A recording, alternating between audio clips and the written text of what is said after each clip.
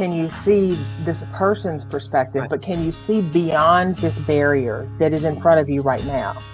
And we do get to that place of gratitude and actually appreciation. Now, it takes us refusing to stay in a victim mindset in order to do that. That ain't easy to do. Welcome in, everybody. It's launch date time. I'm Devon. I'm Teri. It's good to And see you. it's always good to see you. My life just gets better when I see your face. Oh. It is true. There are those people. And I had the sweetest text thread yesterday. I guess that's what you call them. It's just a little text conversation with Jamie. And Jamie works with our company and she watches our show faithfully. And whether she's working and has to watch it on the replay or whether she gets it live. And she was so sweet. And she said, "You guys are just so real." And I go, "You can't get more real than what we are. We bring all of our stuff and just go lay it out there." Because what we are going through is what everybody else is going through. And we, we overcome by the word of our testimonies, if you're going to go scriptural, but we overcome by realizing we're not alone too. Right. And, I'm kind of in the fall mood. So I changed our motif a little. I see that. I said, "Oh, look at us. We're like fallish today." I know it just started raining. I went out this morning barefooted as a coot and just sat and put my feet in the grass and stood in the rain. Well, there you go. It was awesome because, there've been some things. We can blame it on Mercury's in retrograde. We can blame it and we can say people suck. We don't, you know what? Here's the beautiful thing. We don't have to blame it on anything. It just is what it is. And it's whatever we label it. And it can be crappy and it can be okay. And it can be challenging. And it can be a big, 10-ton truck full of caca backing up to dump right in your yard. It is what it is. So today's show, gratitude in the gravel. And I don't mean, and I love the term that Teri has taught us all, and that is toxic positivity. That's when you go, I know everything in my world is falling apart, but it's all good. It's all good. Okay. No, it's not. Right. Let's be real. There are times in our lives when we feel like we have been drug through it. Absolutely. And gratitude in those moments is not little Mary Sunshine. Gratitude in those moments does not come second nature because someone or some situation has gone in, and if our emotional wheelhouse was a jukebox, they have pushed all those things. And then suddenly we find ourselves, I used the term the other day and I got tickled because the client said, "I think I'm going to write a song. Do I need to give you royalties if it goes?" And I was like, "We'll discuss later." But I used the term. Okay, just from the songwriter in the room, yes, the answer is yes. Okay. Yeah, you do. The term that I used was chaotic harmony. Oh, I'm writing that down right now. And we were talking about how we can have chaotic mayhem in our life, or we can have chaotic harmony, and both are very different. And toxic positivity falls somewhere in the middle of that, where everybody says, "It's all good. Everything is good. It's all good. Yay." I mean, people that know me know that I'm a fairly positive person, but also people that know me also know that I'm going through a season of great challenge right now. And so while there is gratitude for the experience, there's also a big WTF moment, and there's space for both of those. And and so, when I encounter people that are like, "Oh, but you just handle everything with so much grace and so much ease, and you're going to get through this." I'm like, I understand that. But there's also space. We don't have to be ashamed of our sadness, our anger, our pain, our um, I don't know, are caught off guardness, not Terryism there. We don't, as human beings, we condition ourselves so much that how others see us is how we feel like we need to be all the time. That's right. And unfortunately, there are people who genuinely are pretty level, and then there are people who are performers. And it's really hard when that level person goes into a deep pocket because everybody else sees them as, but you're always so level. And it's like, yeah, but I'm human. And there's also a lot of whatever, you know. Yeah, we got a ton of people. And so, hi, Corinne. Good to have you. Corinne, Elizabeth is here. Angie is here. And she continues, Teri, so happy you're doing well after your thank you. procedure. Thank Yeah, you. Me we were too. all praying all. And Tim is with us today. Hello, Hey, precious. Tim. Elizabeth says some days or weeks can just feel like a dump truck pulling up. Oh, absolutely. Yeah. Joyce is with us. Good afternoon, Hi y'all there, beautiful girls. Joyce. So happy you're feeling better, Teri. Thank you. Thank you. Corinne, F it, never all good. Right, Corinne, right. you make me laugh every single week. I just love you. Joyce says, when I'm overwhelmed with so much of life, I just have to pray and thank God for bringing me out of another storm. That is very true. And sometimes, even in the middle of that storm, it's okay if you can't find the prayer hands. It's okay if you can't find the positivity. It's okay. You know, I mean, reaching out to someone and just saying, do you have space to hold for me right now? I'm gonna get something. You keep talking. Okay. I gotta You know, grab something. okay. Do you have space to hold for me right now? I just would like to share something. And then having that person um, either say yes or no, and then sharing is huge. Now, there's some people that will poo poo that away and say, man, well, that's just life. Get over it. Suck it up, buttercup, and all that jazz. But those are, I think, emotionally constipated people. So, I think that knowing when you need support and also knowing when you need to pull away from those situations, experiences, people, whatever it is that's overwhelming you and triggering you, because if you don't, you're accountable for giving away your peace of mind. Mm. Bottom line. Whew.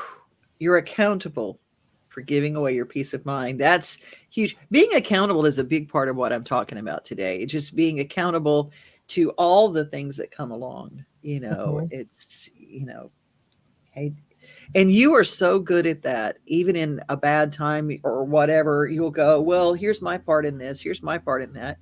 And that's something that you got to be really acute and honest to be able to say, here's my part. But here's the deal, if we can't find our part, we can't change anything because the only thing we can change is our part. Right.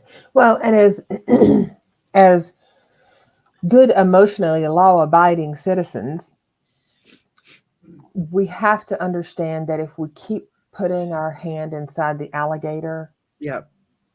we're going to get bit.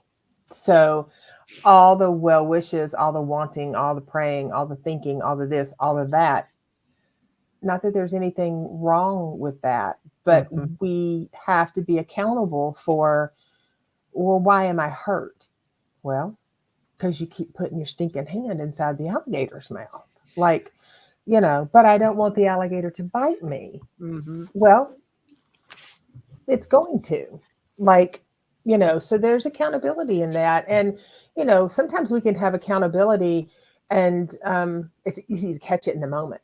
Yeah. We can be talking with someone, we can say something that's out of turn or salty, we can catch it in the moment. And if you're interacting with someone who is able to have that same conversation, then they can receive that and you can move forward. If you catch it in the moment and the person that you're rebounding it off of doesn't receive it, then you just have a tutu full of caca and you're fixing to just do the crazy dance and everything's gonna get messy. A tutu full of caca. You know. Corinne says, there are times I want to talk stuff over with someone. What usually happens is they tell me their story. Right. And I've caught myself lately because when someone else's story is so much like yours in a moment, you can break into your own saga real quick. And I've caught myself several times in the last few weeks having this conversation go, well, when it happened to me. But here's the thing also, sometimes there's space for that because sometimes the person that's going through something, they really do want to know that it's not that they want to know that they're not wrong. They just want to know that where they're tracking isn't so outside of the typical. And so when someone else has had a very similar experience, or you have some wisdom that you can share with that is helpful for some people. Yeah. Now, as Corinne's saying, if you get to that place where it's like, well, do you have a minute? I'd like to talk. And then they completely make it about them. That's when you got to set those loving limits and boundaries in there and be like, I am, whatever. So sorry that happened to you. It's so, unfortunate, yada, yada, yada. But I just want to be clear. Do you have space right now to hold for me while I share? And sometimes that can feel a little, we're like, I don't want to be all like, but we have to ask for those things that we need. That's right. That's right. And if you have a bunch of people that don't have space, find you some more people. Ooh, y'all write that down. Write that down. Or put it in your heart. Put it in your mind. Because when you realize that you have no one in your life that will just let you kvetch, let you just blah, and just listen for nonstop. Like if you want to go on for 20, 30 minutes without taking a breath, if you don't have that one person, at least one person in your life, you need to find that one person. Or if not more than one, but you need to find that for your life. And I call that my nourishing friends. And the other thing is you have to be accountable and reasonable with how much you're asking. If you go to people all the time, oh, let me tell you the story, and you vent, and then you vent, and then you vent, they're not going to really want to sit and hold space for you because, it's not the boy that cried wolf, but it's just an awful lot of venting. Like, how about we learn how to problem solve? How about we be solution-based thinking? So know that when you have someone that comes to you that usually, on a regular has pretty much riding life and going, life is treating me how I treat life. And this is okay. And this is, there's a good ebb and flow and there's a balance. And then suddenly they're waylaid. That's when you go, okay, this person is asking for some space. Let me be authentic with if I have it to give or not. Amen. Elizabeth says, I won't give away my peace of mind. And I also try to recognize that while something sucks, I can still be grateful for what I am and do have. Yeah. And that's okay. Sometimes that takes us out of the pit to just say, okay, let me just take a moment. Let me stand in the rain barefooted, which I might have done this morning, saying, okay, here's what I do have. Here's what I'm grateful for.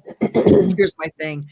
Only because I can drop into those little deep pits by myself of isolation. And because I'm a creative person, I love my isolation. But at the same time, I find myself in those spots that I go, oops, this is over the edge. Okay. So I might have been there today. And it's okay to take out of that gravel spot to go, ooh, that's a pretty rock. And it's, that's not being toxic. That's going, okay, even in this pit, there are some things that will help me climb out.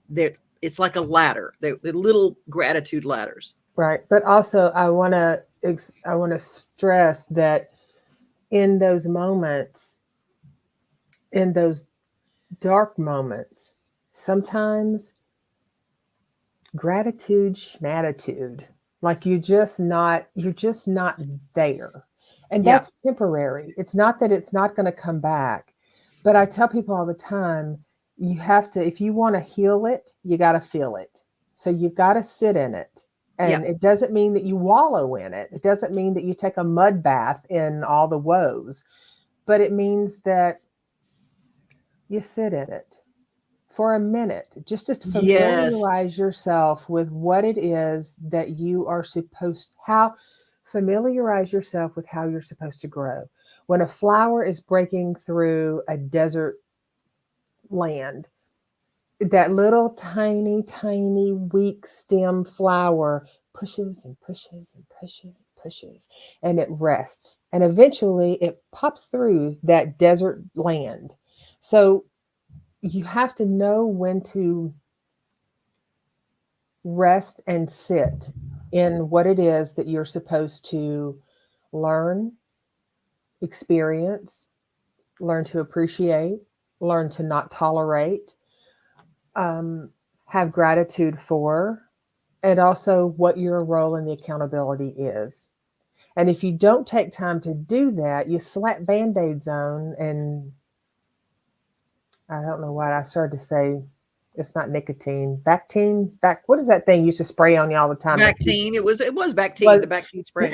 you know, you slap that stuff on you and you just keep going. Yeah. And I've said to you in recent, it's like it doesn't matter how many coats of paint you slap on the walls. If you don't fix the foundation, you look like you're flipped and new on the market and ready to go. But underneath that foundation, underneath that bottom, you're still crumbling. Right. And I agree with all of that. When the only way through it, the only way out of the pain is through it, and that's the thing, is that you're walking on this. And my deal, and I want to make sure that nobody misunderstands gratitude in the gravel, as in you've got to find something. After 3 days of feeling pretty much on a place of agony, or whatever, I look for my ladders. Mm-hmm. Okay, how do I get out? And that's my little baby steps of, okay, I don't have this, but I have this. Right, I don't have this, but I have this. right. And sometimes it is just knowing that I've got one or two loyal people in my life that love me. And that becomes the true priceless thing, is that if you know that there is somebody out there who cares whether or not, who would be upset if I disappeared? Who would be upset if I wasn't here any longer? Who would miss me? And I know that's dark stuff, but that is the truth of where we get sometimes in our lives when it's that dark. And I'm not talking about trying to off myself. I'm just saying in general, we all have health issues and stuff like that. So look at who's in your life, Mm-hmm. and find your group. Elizabeth says, I love my gang of girls. We all let each other rant for a bit if we need to do so. We listen and support and then try to problem solve and figure it out. Mm-hmm. Having the people who Yeah. can help you problem solve is great. um, Old me, pre-12 step me, I know where this is going. I had to answer for everything. Come to Mm-hmm. mama, come to mama. I had the answer for everything, and I was going to fix you. Mm-hmm. And the most messed up people in the world were drawn to that. Mm-hmm. And they will let you fix them to your own detriment until, They will allow you to fix them until it's really uncomfortable for them to continue being fixed. And then they will turn that on you and they will blow your life up. yeah. So that's where we are right now, talking in this place. And good and well is that, and I have to keep, I tell Mama Pat all the time, and she says, well, what about, because I'll tell her about so and so and so and so, and so and so's going through this. And Mama Pat, she's, God bless her, y'all pray for her. She's been through a cluster stroke, and so she's working on her mobility, but her Mm-hmm. mind is still just like, okay, well, tell me about so and so, and how is so and so. She wants the update to everything. And I said, Mom, I just told you what happened. I can't fix it. I didn't cause it. I can't cure it. and I have to just pray for people when I can't go in and fix it. Right. And that's also a gratitude in the gravel. That's where I've come. It's a long time since I've been able to even say that because I couldn't let something go. Mm-hmm. It'd be my fault if something happened. No, we can do our best. Corinne says, my pit last week got rear ended while I was stopped, scared the crap out of me. Yet when I got home and called his insurance company, found out he took 100% liability. No, there How you about go. that? There you go. And then, that gratitude, and as you said, gratitude in the gravel. That's that. Um, you might not, if we're in the present moment, Mm-hmm. if we're in the present moment, we might not see that gratitude right in front of us because in the present moment, we need to be looking at something else. It's the conditioning and the patterning and the behaviors that have us, if we stay stuck in it. If you buy real estate in that heavy place, you have to be accountable for not hitting the throttle and driving out of that neighborhood. Like we can say, well, this would have never happened if only they had la la la. Well, okay, you know, okay. But there's also a great um, gift to your human self to say, I messed up and I am responsible for this part. Now, again, you're going to have some people that are going to go, yep, you did mess up. And then they're going to go on a rant. And you're going to have some people that go, that stinks. You need anything? How can I support you?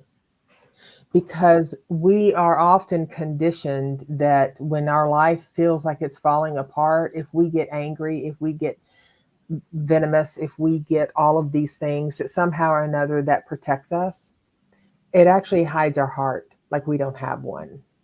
And it's really hard for us to find the gratitude in that. And I'm not saying that people can, that people don't have the ability to find the gratitude, but know yourself well enough to know what you need. If you're in a moment where you are not feeling great and you're bitter or you're sad or you're down or you're whatever is happening in your life, check in with yourself and ask yourself, what do you need? Do you need to Yep. rest? Do you need a snack? Do you need to call a friend? Do you need to cry? Uh-huh. You know, do you need to take a baseball bat and beat the crap out of a pillow? Like, what do you need? And nothing is really off limits except self-harm and harm to others. And that can be mentally, verbally, physically, Amen. Joy says, I've had 2 terrible weeks, but not letting it steal my joy. But it's so hard not to. Some of it is stuff I can't share with people, so it's just eating me up. It will all be okay. Taking care of elderly parents can be so stressful, but I love my daddy dearly and I will always be here for him.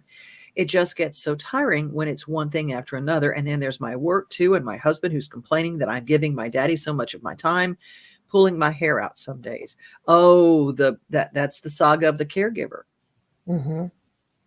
That's a And spot. so, what we have to ask ourselves in that, and this is never a question that anybody is ever like, yay, I really love to, this is a great, you know,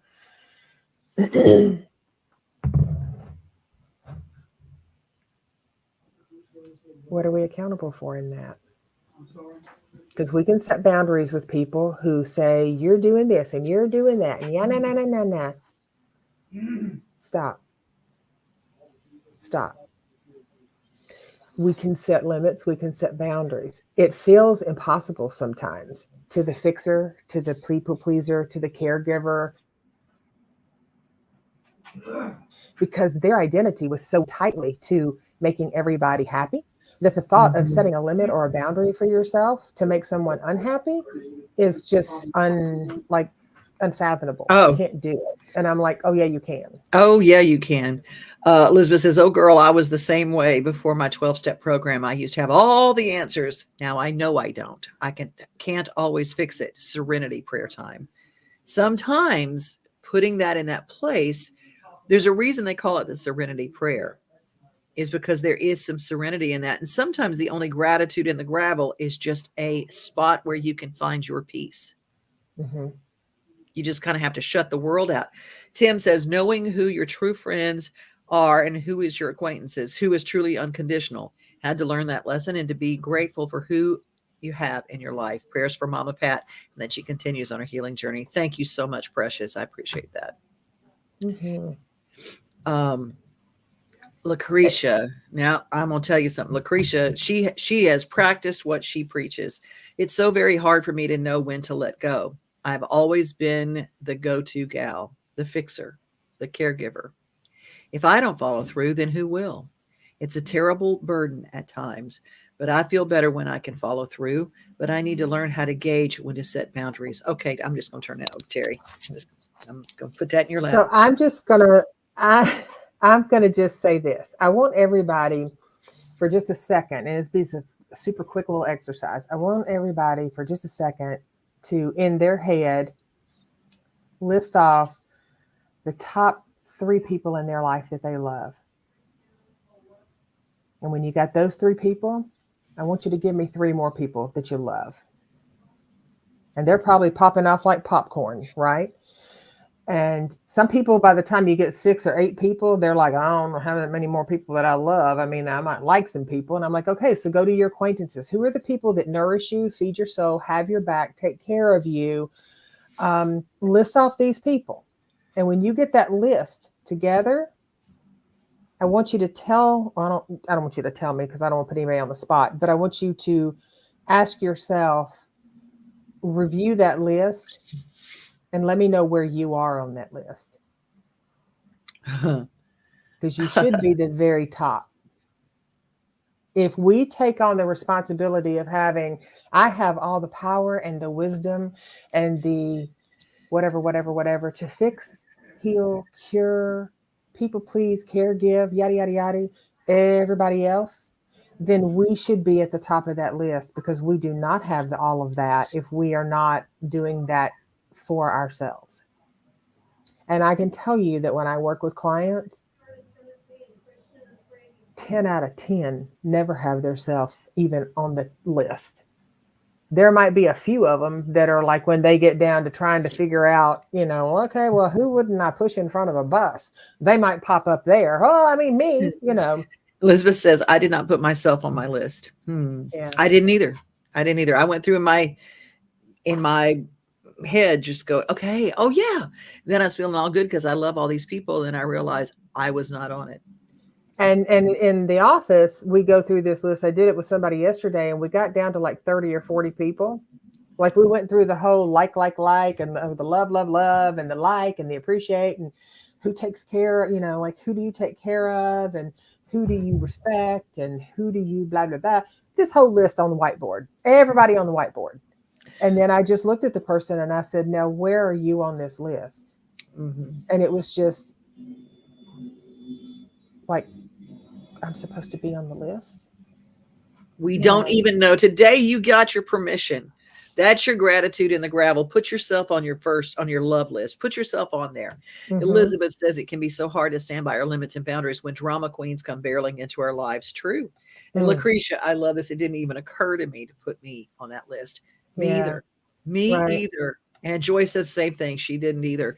But I'm going to tell you, and to your point, Elizabeth, if we continue to set a place setting for the chaos, the crazy, the disrespectful, the dysregulated, the dysfunctional, the venomous, the people that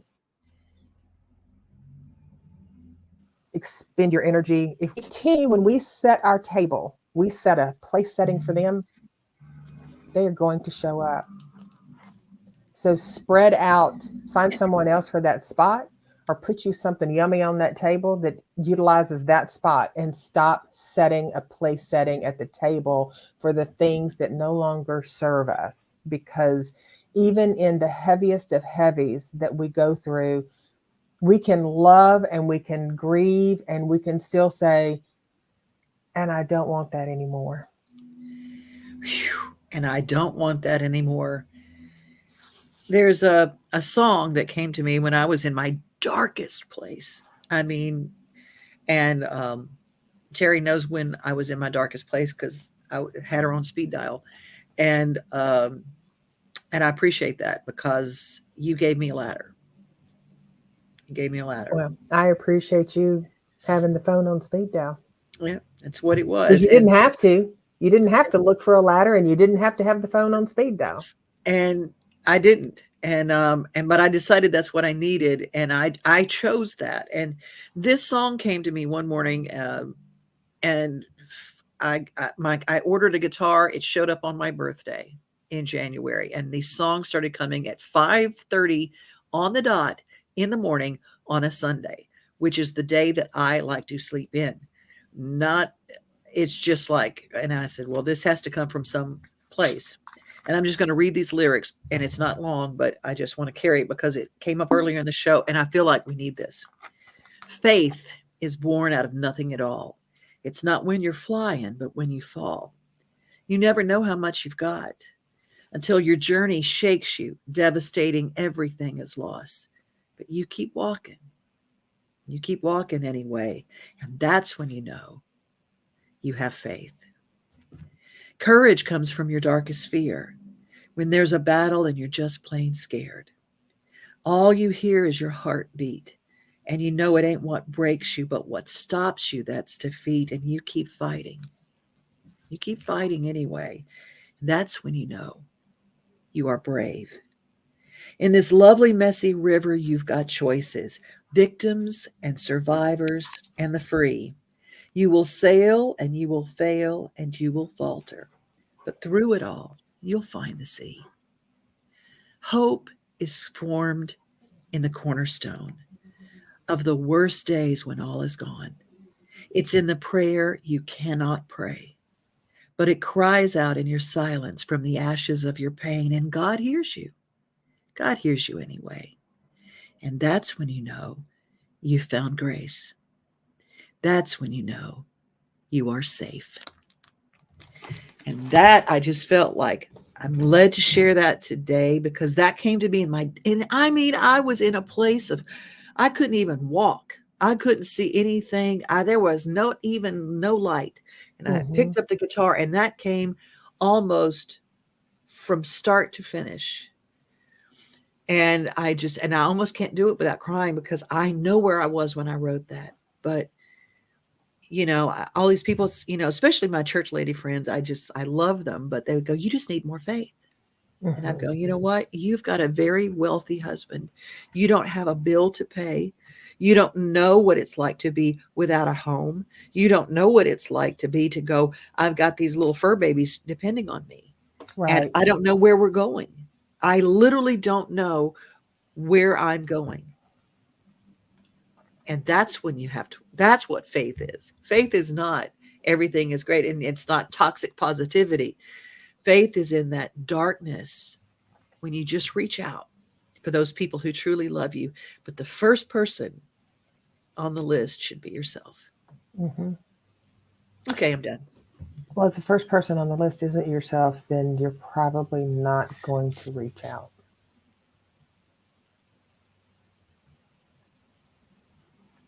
I mean, it would be one of those dire